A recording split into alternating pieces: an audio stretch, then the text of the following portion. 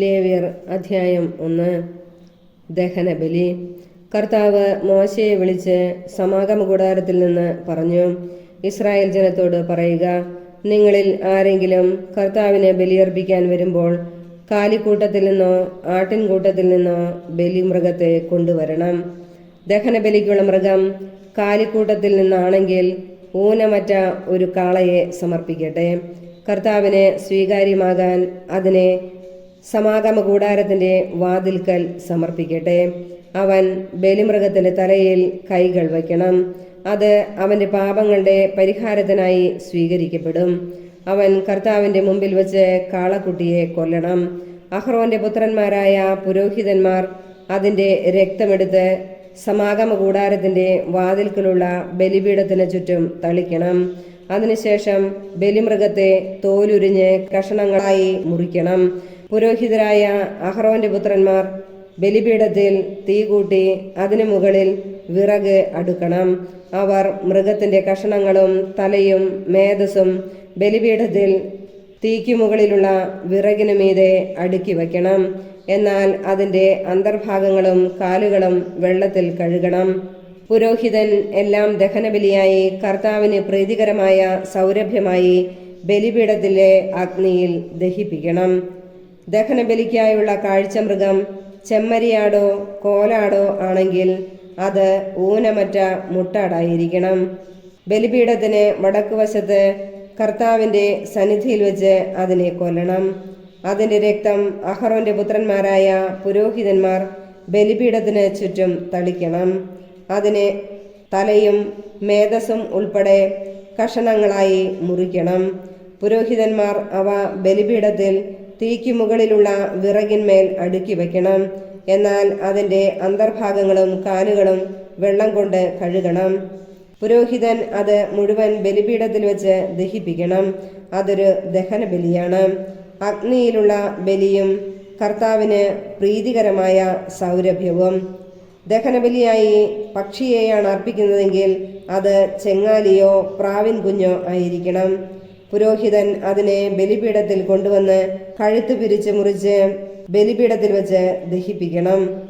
രക്തം ബലിപീഠത്തിന്റെ പാർശ്വത്തിൽ ഒഴുക്കിക്കളയണം. അതിന്റെ ആമാശയവും തൂവലുകളും ബലിപീഠത്തിന് കിഴക്ക് വശത്ത് ചാരം ശേഖരിക്കുന്ന സ്ഥലത്തിടണം. അതിനെ ചിറകുകളിൽ പിടിച്ച് വലിച്ചു കീറണം. എന്നാൽ രണ്ടായി വേർപെടുത്തരുത്. പുരോഹിതൻ അതിനെ ബലിപീഠത്തിൽ തീയുടെ മുകളിലുള്ള വിറകിനു മീതെ വച്ച് ദഹിപ്പിക്കണം. അതൊരു ദഹനബലിയാണ്, അഗ്നിയിലുള്ള ബലിയും കർത്താവിന് പ്രീതികരമായ സൗരഭ്യവും. ലേവ്യർ അധ്യായം 2. ധാന്യബലി. ആരെങ്കിലും കർത്താവിന് ധാന്യബലി അർപ്പിക്കുന്നെങ്കിൽ ബലിവസ്തു നേർമയുള്ള മാവായിരിക്കണം. അതിൽ എണ്ണയൊഴിക്കുകയും കുന്തുരുക്കമിടുകയും ചെയ്യണം. അത് അഹ്റോന്റെ പുത്രന്മാരായ പുരോഹിതരുടെ മുൻപിൽ കൊണ്ടുവരണം. പുരോഹിതൻ ഒരു കൈ മാവും എണ്ണയും കുന്തുരുക്കവും മുഴുവനും എടുത്ത് സ്മരണാംശമായി ബലിപീഠത്തിൽ ദഹിപ്പിക്കണം. അത് അഗ്നിയിലുള്ള ബലിയും കർത്താവിന് പ്രീതികരമായ സൗരഭ്യവുമായിരിക്കും. ധാന്യബലി വസ്തുവിൽ ശേഷിച്ച ഭാഗം അഹ്റോനും പുത്രന്മാർക്കും ഉള്ളതാണ്. കർത്താവിനുള്ള ദഹനബലികളിൽ ഏറ്റവും വിശുദ്ധമാണിത്. ധാന്യബലിക്കുള്ള കാഴ്ചവസ്തു അടുപ്പിൽ ചുട്ടതാണെങ്കിൽ അത് നേരിയ മാവിൽ എണ്ണ ചേർത്തുണ്ടാക്കിയ പുളിപ്പില്ലാത്ത അപ്പമോ എണ്ണ പുരട്ടിയ പുളിപ്പില്ലാത്ത അടയോ ആയിരിക്കണം. നിന്റെ ധാന്യബലിക്കുള്ള കാഴ്ചവസ്തു വറചട്ടിയിൽ പാകപ്പെടുത്തിയതാണെങ്കിൽ അത് പുളിപ്പില്ലാത്ത നേരിയ മാവിൽ എണ്ണ ചേർത്ത് ഉണ്ടാക്കിയതായിരിക്കണം. കഷണങ്ങളായി മുറിച്ച് അതിൽ എണ്ണയൊഴിക്കണം. അത് ഒരു ധാന്യബലിയാണ്. ധാന്യബലിക്കുള്ള കാഴ്ചവസ്തു ഉരുളിയിൽ പാകപ്പെടുത്തിയതാണെങ്കിൽ അത് നേരിയ മാവിൽ എണ്ണ ചേർത്ത് ഉണ്ടാക്കിയതായിരിക്കണം. ഇവ കൊണ്ടുണ്ടാക്കിയ ധാന്യബലി കർത്താവിന് കൊണ്ടുവരുമ്പോൾ അത് പുരോഹിതനെ ഏൽപ്പിക്കണം. അവൻ അത് ബലിപീഠത്തിലേക്ക് കൊണ്ടുവരണം.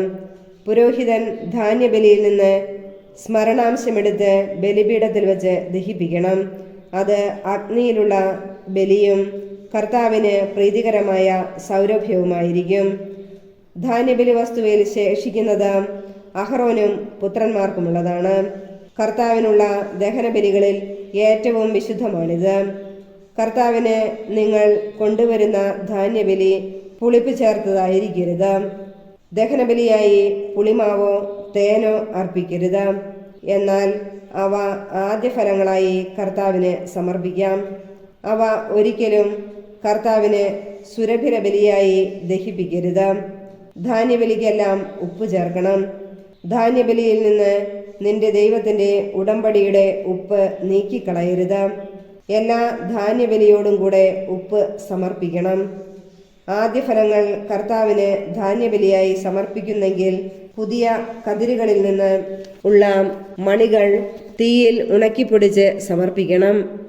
അതിൽ എണ്ണയൊഴിക്കുകയും കുന്തുരുക്കമിടുകയും വേണം. അത് ഒരു ധാന്യബലിയാണ്. പൊടിച്ച മാവിൽ നിന്നും എണ്ണയിൽ നിന്നും സ്മരണാംശമെടുത്ത് കുന്തുരുക്കം മുഴുവനും കൂടി പുരോഹിതൻ ദഹിപ്പിക്കണം. അത് കർത്താവിനുള്ള ദഹനബലിയാണ്. ലേവ്യർ അധ്യായം 3. സമാധാന ബലി. സമാധാന ബലിക്കായി കാലിക്കൂട്ടത്തിൽ നിന്നാണ് കർത്താവിന് കാഴ്ച കൊണ്ടുവരുന്നതെങ്കിൽ അത് ഊനമറ്റ കാളയോ പശുവോ ആയിരിക്കണം. ബലിമൃഗത്തിന്റെ തലയിൽ കൈവയ്ക്കുകയും സമാഗമ കൂടാരത്തിന്റെ വാതിൽക്കൽ വെച്ച് അതിനെ കൊല്ലുകയും വേണം. അഹ്റോന്റെ പുത്രന്മാരായ പുരോഹിതന്മാർ അതിന്റെ രക്തം ബലിപീഠത്തിനു ചുറ്റും തളിക്കണം. സമാധാന ബലിമൃഗത്തിന്റെ ആന്തരിക അവയവങ്ങളിലും അവയെ പൊതിഞ്ഞുമുള്ള മേധസ് കർത്താവിന് ദഹനബലിക്കായി എടുക്കണം. അതിന്റെ ഇരുവൃക്കകളും അവയോടൊപ്പം അരക്കെട്ടിലുള്ള മേധസ്സും കരളിന് മുകളിലുള്ള നെയ്വലയും എടുക്കണം. അഹ്റോന്റെ പുത്രന്മാർ അവ ബലിപീഠത്തിൽ വിറകിന് മുകളിൽ വച്ച് അഗ്നിയിൽ ദഹിപ്പിക്കണം. അത് ദഹനബലിയും കർത്താവിന് പ്രീതികരമായ സൗരഭ്യവുമായിരിക്കും. ആട്ടിൻകൂട്ടത്തിൽ നിന്നാണ് സമാധാന ബലിക്കായി കർത്താവിന് കാഴ്ച കൊണ്ടുവരുന്നതെങ്കിൽ അത് ഊനമറ്റ മുട്ടാടോ പെണ്ണാടോ ആയിരിക്കണം. ആട്ടിൻകുട്ടിയെയാണ് ബലിവസ്തുവായി സമർപ്പിക്കുന്നതെങ്കിൽ അതിനെ കർത്താവിന്റെ മുമ്പിൽ കൊണ്ടുവരട്ടെ. അതിന്റെ തലയിൽ കൈവച്ചതിന് ശേഷം സമാഗമ കൂടാരത്തിന്റെ മുമ്പിൽ വെച്ച് അതിനെ കൊല്ലണം. അഹ്റോന്റെ പുത്രന്മാർ അതിന്റെ രക്തം ബലിപീഠത്തിനു ചുറ്റും തളിക്കണം. സമാധാന ബലിമൃഗത്തിന്റെ മേധസ്സും ആന്തരിക അവയവങ്ങളിലും അവയെ പൊതിഞ്ഞുമുള്ള മേധസ്സും നട്ടലോട് ചേർത്ത് മുറിച്ചെടുത്ത കൊഴുത്ത വാലും കർത്താവിന് ദഹനബലിക്കായി എടുക്കണം. അതിന്റെ ഇരുവൃക്കകളും അവയിലും അരക്കെട്ടിലുമുള്ള മേധസ്സും കരളിന് മുകളിലുള്ള നെയ്വലയും എടുക്കണം. പുരോഹിതൻ അവ കർത്താവിന് ഭോജനബലിയായി ബലിപീഠത്തിൽ ദഹിപ്പിക്കണം. ബലിമൃഗം കോലാടാണെങ്കിൽ അതിനെ കർത്താവിന്റെ മുമ്പിൽ കൊണ്ടുവരണം. അതിന്റെ തലയിൽ കൈവച്ചതിന് ശേഷം സമാഗമ കൂടാരത്തിന്റെ മുമ്പിൽ വെച്ച് അതിനെ കൊല്ലണം. അഹ്റോന്റെ പുത്രന്മാർ അതിന്റെ രക്തം ബലിപീഠത്തിനു ചുറ്റും തളിക്കണം. അതിന്റെ ആന്തരിക അവയവങ്ങളിലും അവയെ പൊതിഞ്ഞുമുള്ള മേധസ് മുഴുവനും കർത്താവിന് ദഹനബലിക്കായി എടുക്കണം. അതിന്റെ ഇരുവൃക്കകളും അവയിലും അരക്കെട്ടിലുമുള്ള മേധസ്സും കരളിന് മുകളിലുള്ള നെയ്വലയും എടുക്കണം. പുരോഹിതൻ അവ ബലിപീഠത്തിൽ വെച്ച് ദഹിപ്പിക്കണം. അത് കർത്താവിന് പ്രീതികരമായ സൗരഭ്യത്തിനായി അഗ്നിയിൽ സമർപ്പിക്കുന്ന ഭോജന ബലിയാണ്. മേധസ് മുഴുവൻ കർത്താവിന് ഉള്ളതത്രേ. രക്തവും മേധസ്സും ഭക്ഷിച്ചുകൂടാ എന്നത് നിങ്ങൾ വസിക്കുന്നിടത്തെല്ലാം തലമുറ തോറും എന്നേക്കുമുള്ള ഒരു നിയമമായിരിക്കും. ലേവ്യർ അധ്യായം 4. പാപപരിഹാര ബലി. കർത്താവ് മോശയോട് അരുളി ചെയ്തു, ഇസ്രായേൽ ജനത്തോട് പറയുക, ചെയ്യരുത് എന്ന് കർത്താവ് വിലക്കിയിട്ടുള്ളവയിൽ ഏതെങ്കിലും ഒന്നിനെതിരായി ആരെങ്കിലും അറിവില്ലായ്മ മൂലം പാപം ചെയ്യുന്നുവെന്നിരിക്കട്ടെ. ഇങ്ങനെ പാപം ചെയ്ത് ജനങ്ങളുടെ മേൽ കുറ്റം വരുത്തി വയ്ക്കുന്നത് അഭിഷിക്തനായ പുരോഹിതനാണെങ്കിൽ അവൻ ഊനമറ്റ ഒരു കാളക്കുട്ടിയെ കർത്താവിന് പാപപരിഹാര ബലിയായി സമർപ്പിക്കണം. അതിനെ സമാഗമ കൂടാരത്തിന്റെ വാതിൽക്കൽ അവിടുത്തെ സന്നിധിയിൽ കൊണ്ടുവന്ന് അതിന്റെ തലയിൽ കൈവച്ചതിന് ശേഷം അതിനെ കൊല്ലണം. അഭിഷിക്ത പുരോഹിതൻ കാളക്കുട്ടിയുടെ കുറെ രക്തമെടുത്ത് സമാഗമ കൂടാരത്തിലേക്ക് കൊണ്ടുവരണം. അവൻ തന്റെ വിരൽ രക്തത്തിൽ മുക്കി അതിൽ ഒരു ഭാഗം കർത്താവിന്റെ സന്നിധിയിൽ ശ്രീകോവിലിന്റെ തിരശീലയുടെ മുമ്പിൽ 7 പ്രാവശ്യം തളിക്കണം. പിന്നീട് രക്തത്തിൽ കുറച്ചെടുത്ത് സമാഗമ കൂടാരത്തിൽ കർത്താവിന്റെ സന്നിധിയിൽ ധൂപപീഠത്തിന്റെ കൊമ്പുകളിൽ പുരട്ടണം. ശേഷിച്ച രക്തം സമാഗമ കൂടാരത്തിന്റെ വാതിൽക്കലുള്ള ദഹന ബലിപീഠത്തിന്റെ ചുവട്ടിലൊഴിക്കണം.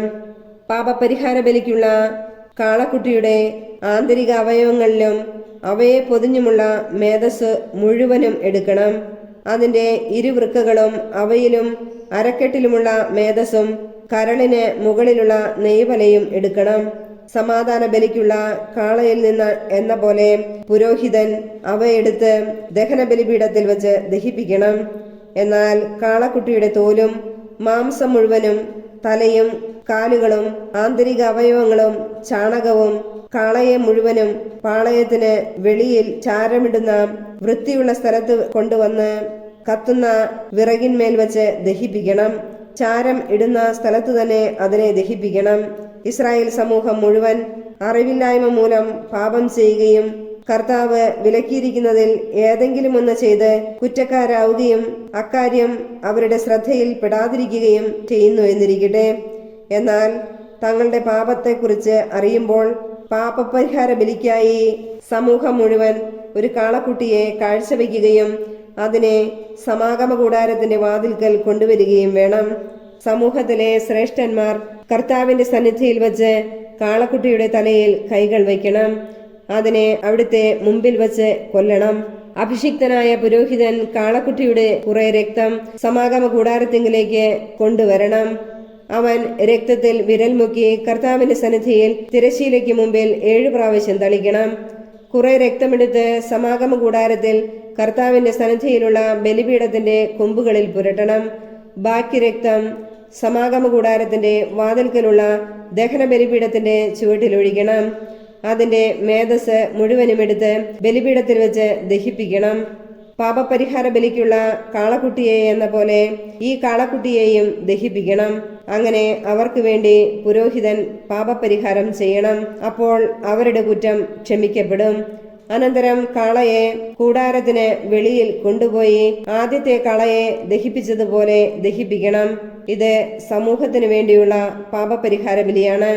ഒരു ഭരണാധികാരി തന്റെ ദൈവമായ കർത്താവ് വിലക്കിയിട്ടുള്ളവയിൽ ഏതെങ്കിലും ഒന്ന് അറിവില്ലായ്മ മൂലം ചെയ്തു കുറ്റക്കാരനാകുന്നു എന്നിരിക്കട്ടെ. അവൻ തന്റെ തെറ്റ് മനസ്സിലാക്കുമ്പോൾ ഊനമറ്റ ഒരു കോലാട്ടിൻ മുട്ടനെ കർത്താവിന് ബലിയർപ്പിക്കണം. അവൻ അതിന്റെ തലയിൽ കൈവയ്ക്കുകയും കർത്താവിന്റെ സന്നിധിയിൽ ദഹനബലിക്കായി മൃഗങ്ങളെ കൊല്ലുന്ന സ്ഥലത്ത് വച്ച് അതിനെ കൊല്ലുകയും വേണം. ഇത് ഒരു പാപപരിഹാര ബലിയാണ്. പുരോഹിതൻ കുറച്ച് രക്തമെടുത്ത് അതിൽ വിരൽ മുക്കി ദഹന ബലിപീഠത്തിന്റെ കൊമ്പുകളിൽ പുരട്ടണം. ശേഷിച്ചത് ബലിപീഠത്തിന്റെ ചുവട്ടിൽ ഒഴിക്കണം. അതിന്റെ മേധസ് മുഴുവനും സമാധാന ബലിക്കുള്ള മൃഗത്തിന്റെ മേധസ് പോലെ ബലിപീഠത്തിൽ വെച്ച് ദഹിപ്പിക്കണം. അങ്ങനെ പുരോഹിതൻ അവന്റെ പാപത്തിന് പരിഹാരം ചെയ്യണം. അപ്പോൾ കുറ്റം ക്ഷമിക്കപ്പെടും. ജനങ്ങളിൽ ആരെങ്കിലും കർത്താവ് വിലക്കിയിട്ടുള്ളതിൽ ഏതെങ്കിലും ഒന്ന് അറിവില്ലായ്മ മൂലം ചെയ്തു കുറ്റക്കാരനാകുന്നു എന്നിരിക്കട്ടെ. അവൻ തന്റെ തെറ്റു മനസ്സിലാക്കുമ്പോൾ ഊനമറ്റ ഒരു പെൺകോലാടിനെ പാപപരിഹാരത്തിനായി സമർപ്പിക്കണം.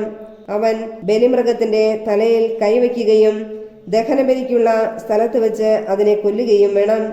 പുരോഹിതൻ കുറച്ച് രക്തമെടുത്ത് അതിൽ വിരൽ മുക്കി ദഹനബലിപീഠത്തിന്റെ കൊമ്പുകളിൽ പുരട്ടുകയും ശേഷിച്ചത് ബലിപീഠത്തിന്റെ ചുവട്ടിൽ ഒഴിക്കുകയും വേണം.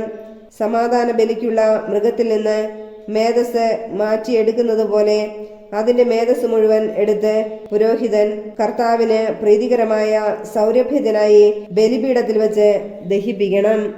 അങ്ങനെ പുരോഹിതൻ അവനു വേണ്ടി പരിഹാരം ചെയ്യണം. അപ്പോൾ തെറ്റ് ക്ഷമിക്കപ്പെടും. പാപപരിഹാര ബലിക്കായി ചെമ്മരിയാടിനെയാണ് കൊണ്ടുവരുന്നതെങ്കിൽ അത് ഊനമറ്റ പെണ്ണാടായിരിക്കണം. അതിന്റെ തലയിൽ കൈവച്ചതിനു ശേഷം ദഹനബലി മൃഗത്തെ കൊല്ലുന്ന സ്ഥലത്ത് വെച്ച് അതിനെ പാപപരിഹാര ബലിക്കായി കൊല്ലണം. പുരോഹിതൻ അതിന്റെ കുറച്ച് രക്തമെടുത്ത് അതിൽ വിരൽ മുക്കി ദഹന ബലിപീഠത്തിന്റെ കൊമ്പുകളിൽ പുരട്ടണം. ശേഷിച്ചത് ബലിപീഠത്തിന്റെ ചുവട്ടിൽ ഒഴിക്കണം. സമാധാന ബലിക്കുള്ള ആട്ടിൻകുട്ടിയിൽ നിന്ന് എന്ന പോലെ അതിന്റെ മേധസ് മുഴുവനും എടുക്കണം. പുരോഹിതൻ അത് കർത്താവിന് ദഹനബലിയായി ബലിപീഠത്തിൽ വെച്ച് ദഹിപ്പിക്കണം. അങ്ങനെ പുരോഹിതൻ അവന്റെ പാപങ്ങൾക്ക് പരിഹാരം ചെയ്യണം. അപ്പോൾ കുറ്റം ക്ഷമിക്കപ്പെടും. ലേവ്യർ അധ്യായം 5. സാക്ഷ്യം നൽകാൻ ശപഥപൂർവം ആവശ്യപ്പെട്ടിട്ടും താൻ കാണുകയോ മനസ്സിലാക്കുകയോ ചെയ്ത കാര്യം ഏറ്റുപറയായിക മൂലം പാപം ചെയ്യുന്നവൻ അതിന്റെ കുറ്റം ഏൽക്കണം. ആരെങ്കിലും അശുദ്ധമായ വസ്തുവിനെ, അശുദ്ധമായ വന്യമൃഗം, കന്നുകാലി, ഇഴജന്തു ഇവയിൽ ഏതിന്റെയെങ്കിലും ശവത്തെ സ്പർശിക്കുകയും അവൻ അത് അറിയാതിരിക്കുകയും ചെയ്താൽ അറിയുമ്പോൾ അവൻ അശുദ്ധനും കുറ്റക്കാരനുമായിരിക്കും. ഒരുവൻ തന്നെ അശുദ്ധനാക്കുന്ന ഏതെങ്കിലും തരത്തിലുള്ള മാനുഷിക മാലിന്യത്തെ സ്പർശിക്കുകയും അത് അറിയാതിരിക്കുകയും ചെയ്താൽ അറിയുമ്പോൾ അവൻ കുറ്റക്കാരനായിരിക്കും. നന്മയാകട്ടെ തിന്മയാകട്ടെ താൻ അത് ചെയ്യുമെന്ന് ഒരുവൻ അവിവേകമായി ആണയിട്ട് പറയുകയും അക്കാര്യം വിസ്മരിക്കുകയും ചെയ്താൽ ഓർമ്മിക്കുമ്പോൾ അവൻ കുറ്റക്കാരനായിരിക്കും. ഇവയിൽ ഏതെങ്കിലും കാര്യത്തിൽ ഒരുവൻ കുറ്റക്കാരനാണെങ്കിൽ അവൻ തന്റെ പാപം ഏറ്റുപറയണം. അവൻ ഒരു പെൺ ചെമ്മരിയാടിനെയോ പെൺകോലാടിനെയോ കർത്താവിന് പാപപരിഹാര ബലിയായി അർപ്പിക്കണം. പുരോഹിതൻ അവനു വേണ്ടി പാപപരിഹാരം ചെയ്യുകയും വേണം. ആട്ടിൻകുട്ടിയെ നൽകാൻ കഴിവില്ലെങ്കിൽ അവന്റെ പാപത്തിന് പരിഹാരമായി 2 ചെങ്ങാലികളെയോ 2 പ്രാവിൻ കുഞ്ഞുങ്ങളെയോ കർത്താവിന് മുമ്പിൽ കൊണ്ടുവരണം. ഒന്ന് പാപപരിഹാര ബലിക്കും മറ്റേത് ദഹന ബലിക്കും. അവയെ പുരോഹിതന്റെ അടുക്കൽ കൊണ്ടുവരണം. പുരോഹിതൻ ആദ്യം പാപപരിഹാര ബലിക്കുള്ളതിനെ അർപ്പിക്കണം. അതിന്റെ കഴുത്ത് പിരിച്ചൊടിക്കണം. തല വേർപെടുത്തരുത്. ബലിയർപ്പിച്ച പക്ഷിയുടെ കുറെ രക്തമെടുത്ത് പുരോഹിതൻ ബലിപീഠത്തിന്റെ പാർശ്വത്തിൽ തളിക്കണം. ശേഷിച്ച രക്തം ബലിപീഠത്തിന്റെ ചുവട്ടിൽ ഒഴുക്കിക്കളയണം. ഇത് പാപപരിഹാര ബലിയാണ്. രണ്ടാമത്തേതിനെ വിധിപ്രകാരം ദഹനബലിയായി സമർപ്പിക്കണം. പുരോഹിതൻ അവനു വേണ്ടി പാപപരിഹാരം ചെയ്യണം. അപ്പോൾ കുറ്റം ക്ഷമിക്കപ്പെടും. 2 ചെങ്ങാലികളെയോ 2 പ്രാവിൻ കുഞ്ഞുങ്ങളെയോ നൽകാൻ കഴിവില്ലെങ്കിൽ താൻ ചെയ്ത പാപങ്ങൾക്ക് പരിഹാരമായി 1 ഏഫായുടെ 10 നേരിയ മാവ് അവൻ പാപപരിഹാര ബലിക്കായി നൽകണം. പാപപരിഹാര ബലിക്ക് വേണ്ടിയുള്ളതാകയാൽ അതിൽ എണ്ണയൊഴിക്കുകയോ കുന്തുരുക്കമിടുകയോ അരുത്. അത് പുരോഹിതന്റെ അടുക്കൽ കൊണ്ടുവരണം. പുരോഹിതൻ അതിൽ നിന്ന് സ്മരണാംശമായി 1 കൈ മാവെടുത്ത് കർത്താവിനുള്ള ദഹനബലിയായി ബലിപീഠത്തിൽ വെച്ച് ദഹിപ്പിക്കണം. ഇത് പാപപരിഹാര ബലിയാണ്. മേൽപ്പറഞ്ഞവയിൽ ഒരുവൻ ചെയ്ത പാപത്തിന് പുരോഹിതൻ അവനു വേണ്ടി പരിഹാരം ചെയ്യണം. അപ്പോൾ കുറ്റം ക്ഷമിക്കപ്പെടും. ശേഷിച്ച മാവ് ധാന്യബലിയിൽ എന്നതുപോലെ പുരോഹിതനുള്ളതാണ്. പ്രായശ്ചിത്ത ബലി. കർത്താവ് മോശയോട് അരുളി ചെയ്തു, കർത്താവിന് നൽകേണ്ട കാണിക്കകളുടെ കാര്യത്തിൽ ആരെങ്കിലും അറിയാതെ തെറ്റ് ചെയ്താൽ വിശുദ്ധ മന്ദിരത്തിലെ നിരക്കനുസരിച്ച് നീ നിശ്ചയിക്കുന്നത്ര ഷെക്കൽ വെള്ളി വിലയുള്ള ഊനമറ്റ ഒരു മുട്ടാടിനെ ആട്ടിൻപറ്റത്തിൽ നിന്ന് പ്രായശ്ചിത്ത ബലിയായി അർപ്പിക്കണം. വിശുദ്ധ വസ്തുക്കൾക്ക് നഷ്ടം വരുത്തുന്നവൻ പരിഹാരത്തുകയും അതിന്റെ 5-1 കൂടെ പുരോഹിതനെ ഏൽപ്പിക്കണം. പുരോഹിതൻ പ്രായശ്ചിത്ത ബലിക്കുള്ള മുട്ടാടിനെ അർപ്പിച്ച് അവനു വേണ്ടി പാപപരിഹാരം ചെയ്യട്ടെ. അപ്പോൾ അവന്റെ കുറ്റം ക്ഷമിക്കപ്പെടും. കർത്താവ് വിലക്കിയിട്ടുള്ളവയിൽ ഏതെങ്കിലും ഒന്ന് പ്രവർത്തിച്ച് പാപം ചെയ്യുന്നവൻ അറിയാതെയാണ് അത് ചെയ്യുന്നതെങ്കിൽ തന്നെയും കുറ്റക്കാരനാണ്. അവൻ തന്റെ തെറ്റിന് ഉത്തരവാദിയായിരിക്കും. പ്രായശ്ചിത്ത ബലിയുടെ ചെലവനുസരിച്ച് നീ നിശ്ചയിക്കുന്ന വിലയ്ക്കുള്ളതും ഊനമറ്റതുമായ ഒരു മുട്ടാടിനെ അവൻ ആട്ടിൻപറ്റത്തിൽ നിന്ന് പുരോഹിതന്റെ അടുക്കൽ കൊണ്ടുവരണം. അറിയാതെ ചെയ്ത പാപത്തിന് പുരോഹിതൻ അവനു വേണ്ടി പരിഹാരം ചെയ്യണം. അപ്പോൾ കുറ്റം ക്ഷമിക്കപ്പെടും. ഇത് പ്രായശ്ചിത്ത ബലിയാണ്. അവൻ കർത്താവിന്റെ മുമ്പിൽ കുറ്റക്കാരനാണല്ലോ. ലേവ്യർ അധ്യായം 6. കർത്താവ് മോശയോട് അരുളി ചെയ്തു, സൂക്ഷിക്കാൻ ഏൽപ്പിച്ചതോ ഈടുവച്ചതോ ആയ വസ്തു തിരിച്ചു കൊടുക്കാതെയും കവർച്ച ചെയ്തും അയൽക്കാരനെ വഞ്ചിക്കുക, പീഡിപ്പിക്കുക, കാണാതെ പോയത് കണ്ടുകിട്ടിയിട്ടും ആ കാര്യം നിഷേധിച്ച് കള്ളസത്യം ചെയ്യുക എന്നിങ്ങനെയുള്ള പാപങ്ങളിൽ ഏതെങ്കിലും ഒന്ന് പ്രവർത്തിച്ച് കർത്താവിനോട് അവിശ്വസ്തത കാണിക്കുന്നവൻ കുറ്റക്കാരനായിരിക്കും. ഒരുവൻ ഇങ്ങനെ പാപം ചെയ്ത് കുറ്റക്കാരനായാൽ അവൻ കവർച്ച കൊണ്ടോ മർദ്ദനത്തിലൂടെയോ കൈവശപ്പെടുത്തിയതും സൂക്ഷിക്കാൻ ഏൽപ്പിക്കപ്പെട്ടതും കാണാതെ പോയി കണ്ടുകിട്ടിയതും കള്ളസത്യം ചെയ്ത് നേടിയതും എല്ലാം വിലയുടെ 1/5 ഭാഗം കൂട്ടിച്ചേർത്ത് പ്രായശ്ചിത്ത ബലിയുടെ ദിവസം ഉടമസ്ഥന് തിരിച്ചു കൊടുക്കണം.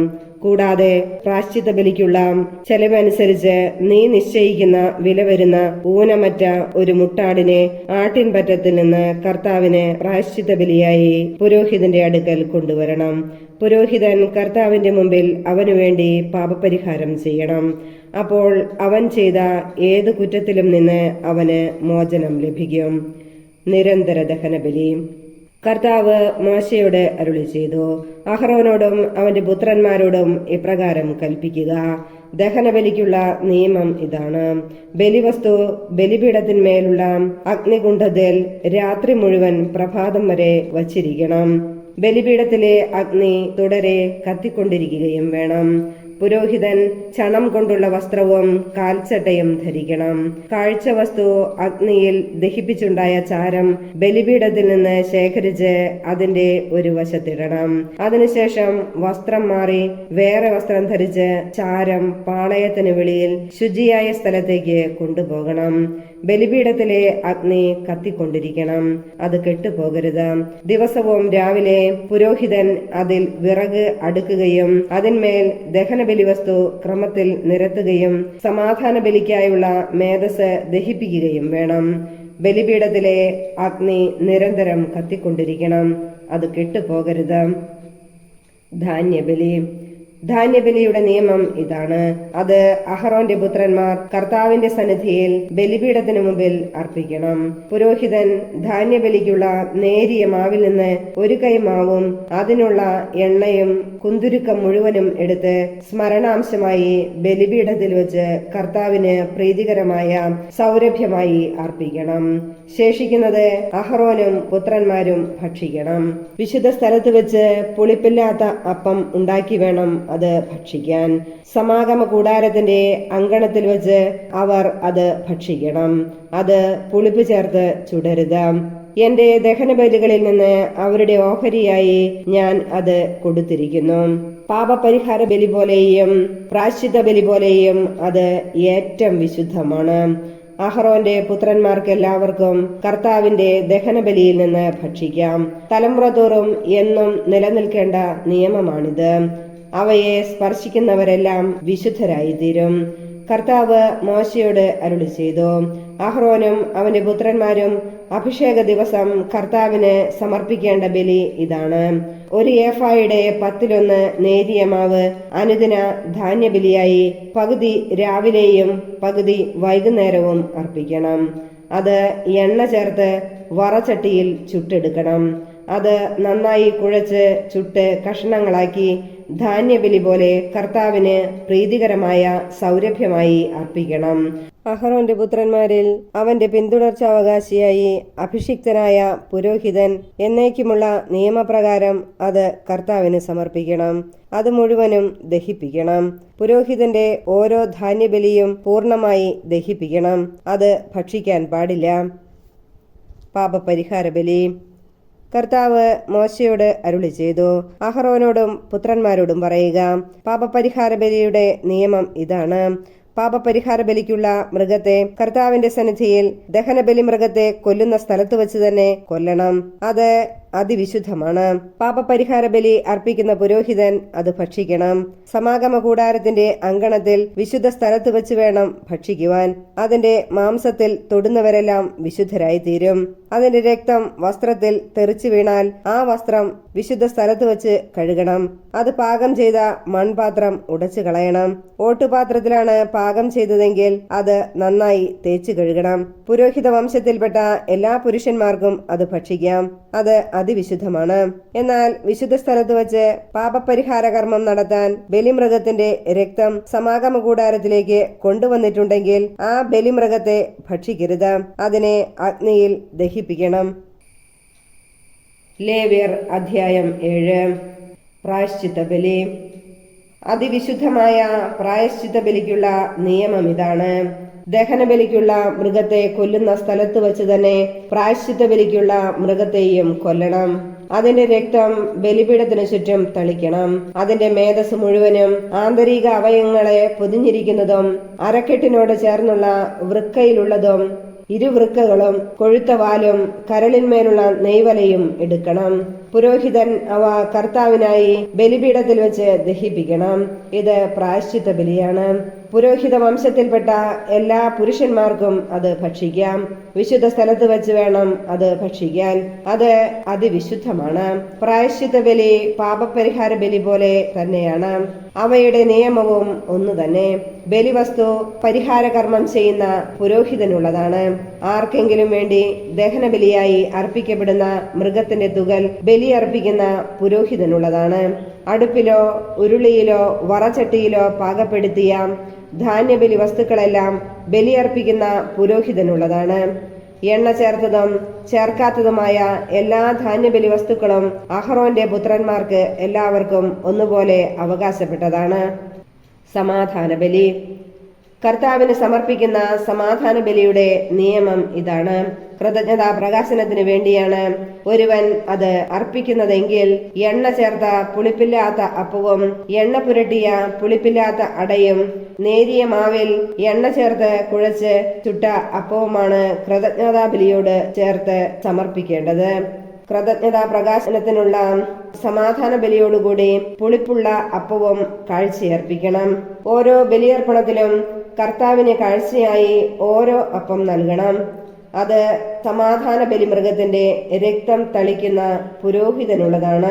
കൃതജ്ഞതാ പ്രകാശനത്തിനുള്ള സമാധാന ബലിമൃഗത്തിന്റെ മാംസം ബലിയർപ്പിക്കുന്ന ദിവസം തന്നെ ഭക്ഷിക്കണം. അതിൽ ഒട്ടും പ്രഭാതം വരെ ബാക്കി വയ്ക്കരുത്. എന്നാൽ ബലിനേർച്ചയോ സ്വാഭിഷ്ട കാഴ്ചയോ ആയിട്ടാണ് അർപ്പിക്കുന്നതെങ്കിൽ അർപ്പിക്കുന്ന ദിവസം തന്നെ അത് ഭക്ഷിക്കണം. അവശേഷിക്കുന്നത് പിറ്റേ ദിവസം ഭക്ഷിക്കാം. ബലിമൃഗത്തിന്റെ മാംസം 3-ാം ദിവസവും അവശേഷിക്കുന്നുവെങ്കിൽ അത് അഗ്നിയിൽ ദഹിപ്പിക്കണം. സമാധാന ബലിയുടെ മാംസം 3-ാം ദിവസം ഭക്ഷിക്കുകയാണെങ്കിൽ ബലി സ്വീകരിക്കപ്പെടുകയില്ല. സമർപ്പകന് അതിന്റെ ഫലം ലഭിക്കുകയുമില്ല. അത് അശുദ്ധമായിരിക്കും. ഭക്ഷിക്കുന്നവൻ കുറ്റമേൽക്കേണ്ടി വരും. അശുദ്ധ വസ്തുക്കളുടെ സ്പർശനമേറ്റ മാംസം ഭക്ഷിക്കരുത്. അത് തീയിൽ ദഹിപ്പിച്ചു കളയണം.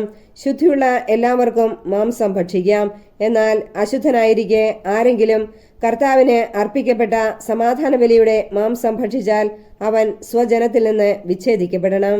അശുദ്ധമായ ഏതെങ്കിലും ഒന്നിനെ, മാനുഷിക മാലിന്യത്തെയോ അശുദ്ധമായ മൃഗത്തെയോ നിന്ദ്യമായ ഏതെങ്കിലും അശുദ്ധ വസ്തുവിനെയോ സ്പർശിച്ചതിനു ശേഷം കർത്താവിന് അർപ്പിക്കപ്പെട്ട സമാധാന ബലിയുടെ മാംസം ഭക്ഷിക്കുന്നവൻ സ്വജനത്തിൽ നിന്ന് വിച്ഛേദിക്കപ്പെടണം. കർത്താവ് മോശയോട് അരുളി ചെയ്തു, ഇസ്രായേൽ ജനത്തോട് പറയുക, നിങ്ങൾ കാളയുടെയോ ചെമ്മരിയാടിന്റെയോ കോലാടിന്റെയോ മേധസ് ഭക്ഷിക്കരുത്. ചത്തതോ വന്യമൃഗങ്ങൾ കൊന്നതോ ആയ മൃഗത്തിന്റെ മേധസ് ഒരു കാരണവശാലും ഭക്ഷിക്കരുത്. അത് മറ്റ് ആവശ്യങ്ങൾക്ക് ഉപയോഗിക്കാം. കർത്താവിനെ ദഹനബലിയായി അർപ്പിച്ച മൃഗത്തിന്റെ മേധസ് ആരെങ്കിലും ഭക്ഷിച്ചാൽ അവനെ സ്വജനത്തിൽ നിന്ന് വിച്ഛേദിക്കണം. നിങ്ങൾ എവിടെ പാർത്താലും പക്ഷിയുടെയോ മൃഗത്തിന്റെയോ രക്തം ഭക്ഷിക്കരുത്. രക്തം ഭക്ഷിക്കുന്നവൻ സ്വജനത്തിൽ നിന്ന് വിച്ഛേദിക്കപ്പെടണം. കർത്താവ് മോശയോട് അരുളി ചെയ്തു, ഇസ്രായേൽ ജനത്തോട് പറയുക, കർത്താവിന് സമാധാന ബലി അർപ്പിക്കുന്നവൻ തന്റെ ബലിവസ്തുവിൽ ഒരു ഭാഗം അവിടത്തേക്ക് പ്രത്യേക കാഴ്ചയായി കൊണ്ടുവരണം. കർത്താവിനുള്ള ദഹനബലി വസ്തുക്കൾ സ്വന്തം കൈകളിൽ തന്നെ അവൻ കൊണ്ടുവരട്ടെ. ബലിമൃഗത്തിന്റെ നെഞ്ചോടൊപ്പം മേധസ്സും കൊണ്ടുവരണം. നെഞ്ച് അവിടുത്തെ മുമ്പിൽ നിരാജനം ചെയ്യണം. മേധസ് പുരോഹിതൻ ബലിപീഠത്തിൽ വെച്ച് ദഹിപ്പിക്കണം. എന്നാൽ നെഞ്ച് അഹ്റോനും പുത്രന്മാർക്കുമുള്ളതാണ്. സമാധാന ബലിക്കുള്ള മൃഗത്തിന്റെ വലത്തെ കുറുക് പ്രത്യേക കാഴ്ചയായി പുരോഹിതന് നൽകണം. വലത്തെ കുറുക് സമാധാന ബലിയുടെ രക്തവും മേധസ്സും അർപ്പിക്കുന്ന അഹ്റോന്റെ പുത്രന്മാർക്കുള്ളതാണ്. നിരാജനം ചെയ്ത നെഞ്ചും അർപ്പിച്ച കുറുകും ഇസ്രായേൽ ജനത്തിൽ നിന്നുള്ള ശാശ്വത അവകാശമായി സമാധാന ബലിയിൽ നിന്ന് അഹ്റോനും പുത്രന്മാർക്കും ഞാൻ നൽകിയിരിക്കുന്നു. അഹ്റോനും പുത്രന്മാരും കർത്താവിന്റെ പുരോഹിതരായി ശുശ്രൂഷ ചെയ്യാൻ അഭിഷിക്തരായ ദിവസം അവിടുത്തെ ദഹനബലികളിൽ നിന്ന് അവർക്ക് ലഭിച്ച ഓഹരിയാണിത്. ഇത് അവർക്ക് നൽകണമെന്ന് അവരുടെ അഭിഷേക ദിവസം കർത്താവ് ഇസ്രായേൽ ജനത്തോട് കൽപ്പിച്ചിട്ടുണ്ട്. ഇത് തലമുറ തോറും അവരുടെ ശാശ്വത അവകാശമാണ്. ദഹനബലി, ധാന്യബലി, പാപപരിഹാര ബലി, പ്രായശ്ചിത്ത ബലി, സമാധാന ബലി, അഭിഷേകം എന്നിവ സംബന്ധിച്ചുള്ള നിയമമാണിത്. സീനായി മരുഭൂമിയിൽ വെച്ച് തനിക്ക് ബലികൾ അർപ്പിക്കണമെന്ന് ഇസ്രായേൽക്കാരോട് കൽപ്പിച്ച നാളിലാണ് സീനായി മലയിൽ വെച്ച് കർത്താവ് മോശയോട് ഇങ്ങനെ ആജ്ഞാപിച്ചത്.